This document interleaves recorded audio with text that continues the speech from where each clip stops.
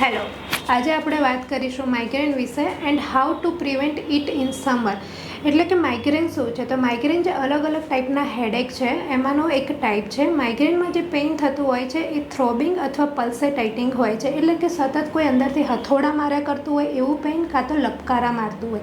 હવે જે માઇગ્રેનનો દુખાવો હોય છે એ મોટા ભાગે એક બાજુ એટલે કે યુનિલેટરલ અથવા આંખોની ફરતે, કાં તો આઈબ્રોના ભાગમાં અથવા ઘણા દર્દીઓમાં પાછળનો ભાગ પણ દુખતો હોય છે.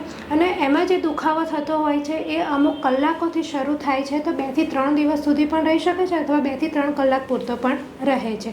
હવે ઘણા દર્દીઓમાં આની શરૂઆત ઓરા એટલે કે આંખે અંધારા આવવાથી શરૂ થતી હોય છે, તો ઘણા દર્દીઓમાં તે જેમ કે ઉલટી અને ઉબકાથી થતી હોય છે, જે ઉલટી થવાથી દુખાવામાં ઘણી રાહત થઈ જતી હોય છે. હવે માઇગ્રેન થવાના કારણો શું છે?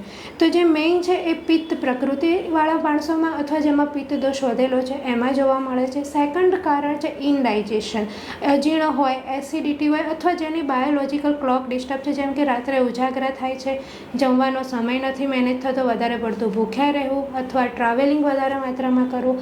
ત્રીજું કારણ છે મેઇન અત્યારની જે લાઇફસ્ટાઇલ, સ્ટ્રેસ ઇન્ડ્યુસ લાઇફસ્ટાઇલ છે, સ્ટ્રેસ છે, એન્ઝાઇટી છે, વર્ક પ્રેશર, આના કારણે પણ પેશન્ટોમાં માઇગ્રેનના એટેક વધારે જોવા મળે છે.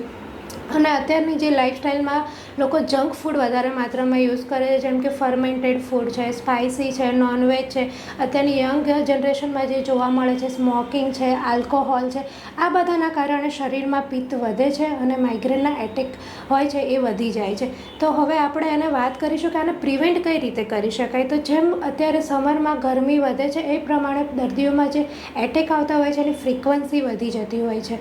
તો તેમાં આપણે મેઇન તો છે જે ગરમીનો સમયગાળો એટલે કે બપોરના સમય 12 થી 6ના સમયમાં બને ત્યાં સુધી માઇગ્રેનના દર્દીઓ બહાર નીકળવાનું ટાળવું.